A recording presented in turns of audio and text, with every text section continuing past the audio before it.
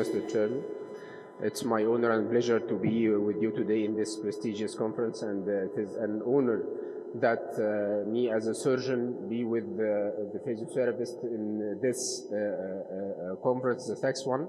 I have been invited before to the FACS one. It was an amazing one, and this is a great conference. So it is a very important point to have point for discussion with the surgeons and the physiotherapists.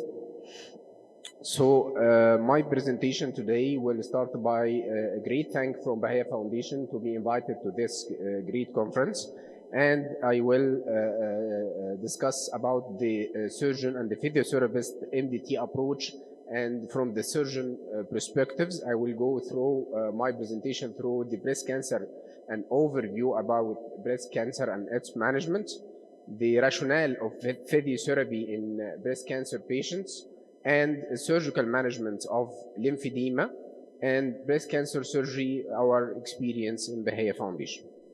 When we look to the timeline of breast cancer management, we will find that it started with the Hallstadian radical mastectomy, whole removal of the breast and pectoralis major, pectoralis minor, and all the axillary lymph node, aiming at cure for the patient, but with the addition of the adjuvant systemic treatments and the radiation therapy, we de-escalate this massive approach for mastectomy to the conservative breast surgery. Then we now go to more de-escalation towards the oncoblastic breast surgery with the reconstruction of the breast and reduction of mammoblastis, and also de-escalation of the management of the axilla from axillary lymph node dissection that was associated with a large percent of lymphedema and disability for the patient to the sentinel lymph node biopsy. So what's breast cancer? It is the first and the most common type of female cancers, and is the leading number one of female breast cancer in Egypt, and is either in situ carcinoma or an invasive one. And regarding its stage, starting with stage 0, in which there is the cells, the malignant cells within the cell membrane, no invasion of the basement membrane. And this is a very early stage. We cannot go to the axilla in this stage. And when the tumor is going up in size or metastasizing to the axilla, the stage become more advanced, like stage 2. The lymph nodes become positive in stage, starting from stage 2, then stage 3, either the axillary lymph node or the infraclav or the supraclavicular lymph node.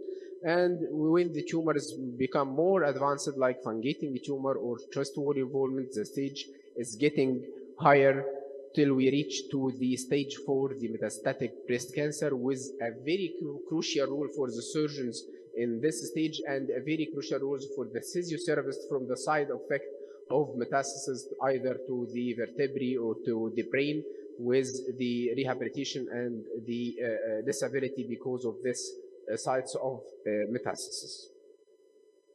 So the stage is very close to the cure rate of breast cancer. When we find the patient in stage 0, the cure rate is survival is almost 100%, and it declines when the stage become more advanced.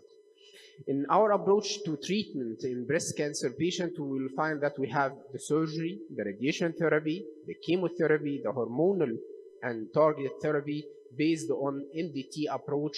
This is the main treatment directed to the patient, but without the physiotherapy, we cannot complete our cycle because there is many side effects, either from the surgical point of view or for the medical point of view. So what is the rationale that the surgeons and the chemotherapists in the field of oncology need the physiotherapy? Actually, after mastectomy, the patient may experience a tightness and severe chest tightness around the surgical site, what's called restricted range of movement. And this restricted range of motion may lead to frozen shoulder.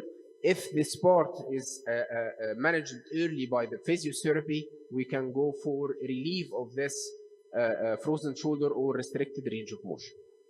Also, the numbness and the nerve sensation that occurs immediately post-operatively from the fibrous tissue entangling the nerve endings can be relieved by immediate physiotherapy post-operatively and relieve what's called the post-mastectomy pain syndrome that may develop if this condition was not managed early by the physiotherapist. So it is our advice to refer the patient immediately after mastectomy, after removal of the drain, to the physiotherapy, either to manage early prevention of lymphedema or to manage the what's called the post-mastectomy pain syndrome from the preventive point of view. Also, we have many other conditions like what's called the cording of the axilla or axillary web syndrome. From the management of the axilla, there is a fibrous band from the axillary web to the chest wall that can be prevented early if we referred our patient early to the physiotherapy by manual physiotherapy. And this restricted range of motion can be prohibited from the start if we refer the patient to the physiotherapy as early as possible. Also, the other modalities of treatments like the chemotherapy have a large effect on the nerve endings and the sensations, and the radiation therapy and after mastectomy can cause posture and range motion problems that can be relieved by referral to the physiotherapy. So apart from the main cause that we consider the patient is candidate for physiotherapy referral after mastectomy, which the main we believe that the lymphedema, we find that there is many benefit of exercise and the physical therapy post mastectomy.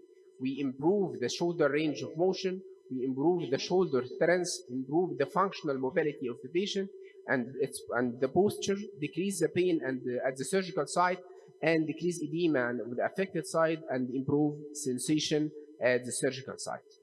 But what about the main cause of the considerations of management of physiotherapy in post-mastectomy, what's called the lymphedema? As we know, it is a chronic, progressive, incurable disease, but it is a preventable disease. So we can go for the conservative management with complete decongestive therapy if we can, and prevent the progression of the lymphedema if it is occurred, and we can go earlier and refer the patient to the physiotherapy before occurrence of the lymphedema for the physiotherapy to prevent the occurrence of the lymphedema. And other surgical management of the lymphedema, if it is encountered as a lymphedema, we have many other surgical options like debulking process such as liposuction or subcutaneous excision of the lymphoid tissue or the fatty tissue in the subcutaneous area to debulk, not to treat this incurable condition. And also the most recent techniques is the microvascular techniques like lymphovenous bypass and the vascularized lymph node transfer. The lymphovenous bypass, we reanastomose the venous system with the lymphatic system with microsurgery to again open channels for the lymphedema for drainage. And also we have another option in the vascularized lymph node transfer, that we can transfer a lymph node with its vascular pedicle to the axilla after axillary dissection that can regenerate a new channels for lymphedema management. Also, there is many other options from the surgical point of view in approaching the breast in its management, like surgical biopsy and the lymph node removal either by axillary lymph node dissection or by sentinel lymph node, or breast conserving surgery, or even mastectomy and breast reconstruction. And in all these conditions, we need the physiotherapist to help us to achieve the full recovery of the patient. And rapidly, we have many options like reduction mammoplasties and other options with silicone implant reconstruction of the patient, and others with nipple reconstructions and lipofilling. In all these techniques, after each modality of treatment, we need the physiotherapy to complete the cycle of treatment of the patient. And thank you.